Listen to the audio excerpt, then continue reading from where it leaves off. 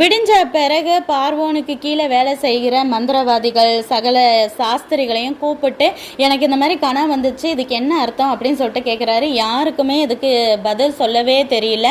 அப்போ தான் வந்துட்டு பானபாத்திரக்காரனுக்கு திடீர்னு ஞாபகம் வருது, ஐயோ நம்ம ஜெயிலில் இருக்கும் போது ஒருத்தன் நம்ம கனவுக்கு அர்த்தம் சொன்னானே. பார்வன்ட்ட பானபாத்திரக்காரன் சொல்கிறான், ஐயோ இப்போ தான் நான் செஞ்ச தப்பே எனக்கு ஞாபகம் வருது. நானும் சுயம்பாகியும் ஜெயிலில் இருக்கும்போது எங்களுக்கு வந்த கனவுக்கு யோசேப்புங்கிற ஒரு பையன்தான் அர்த்தம் சொன்னான், அதன்படியே நடந்தது. அவனை கூப்பிட்டு வேணா கேட்போமா அப்படின்னு சொல்லும் போது ராஜாவும் அவனை ஜெயிலேருந்து கூப்பிட்டுவாங்க அப்படின்னு சொல்கிறாரு. உடனே அவங்கெல்லாம் போய் தீவிரமாக கூப்பிட்டு வந்தாங்களாம். தேவனுடைய ஏற்ற வேலை வந்தவுடனே எல்லா விஷயங்களையும் கடகடன் நடக்குங்கிறது போல் ஜெயிலில் இருக்கிற ட்ரெஸ்ஸை போட்டுட்டு ஷேவ் பண்ணாமல் ரொம்ப டல்லாக இருக்கிறாரு.